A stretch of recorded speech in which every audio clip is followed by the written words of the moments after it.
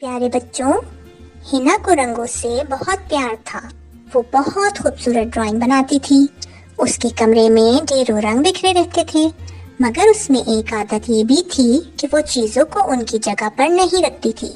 اکثر اس کے کمرے میں مارکر، پینسل، آرٹ کا سامان، یہاں تک کہ اس کے کھلونے بھی بے ترتیب بکھرے رہتے تھے۔ ایک دن اس کی امی نے اس کو کمرے میں آ کر سمجھایا، ہینا بیٹی، یہ دیکھو تمہارا کمرہ کتنا گندا لگ رہا ہے اور سارا سامان بھی بکھرا پڑا ہے۔ وہ تمام تحفے جو تمہیں تمہاری آنٹی نے بہت پیار سے دیے تھے، ان کی بھی قدر کیا کرو۔ مگر ہنا نے امی کی باتوں کو کوئی اہمیت نہیں دی اور اپنی ڈرائنگ کرنے میں مصروف رہی۔ ابھی وہ ڈرائنگ کر ہی رہی تھی تو اچانک سے اس کی سہیلیاں اس سے ملنے آ گئیں۔ وہ انہیں دیکھ کر بہت خوش ہوئی، مگر یہ کیا، اس کے کمرے میں کھیلنے کی کوئی جگہ ہی نہیں تھی۔ مجبوراً وہ ان کو لے کر لاؤنج میں آ گئی۔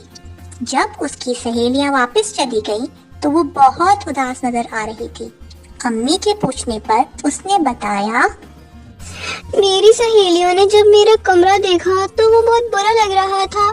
ہر چیز بکھری ہوئی تھی اور صاف بھی نہیں تھا۔ اسی لیے میں نے آپ سے کہا تھا کہ اپنا کمرہ صاف رکھو اور دیکھو، اس بات کی عادت بنا لو کہ جو چیز جہاں سے اٹھاؤ اس کو واپس اس کی جگہ پر رکھ دیا کرو۔ آؤ ہم دونوں مل کر کمرہ صاف کر لیتے ہیں۔ پھر ہنا نے امی کے ساتھ مل کر کمرہ صاف کیا تو کمرہ بہت خوبصورت لگنے لگا۔ اس نے امی کا شکریہ ادا کیا اور بولی، آئندہ سے میں اپنا کمرہ صاف ستھرا رکھوں گی تاکہ آئندہ مجھے شرمندگی نہ ہو۔ پیارے بچوں، یاد رکھو، صفائی نصف ایمان ہے اور اللہ تعالیٰ بھی صاف ستھرے لوگوں کو پسند کرتا ہے۔ ہمیں خود کو اور اپنے ارد گرد کے ماحول کو صاف رکھنا چاہیے۔ ایسا کرنے سے ہم بھی صحت مند اور خوش رہتے ہیں اور دوسرے لوگ بھی ہمیں پسند کرتے ہیں۔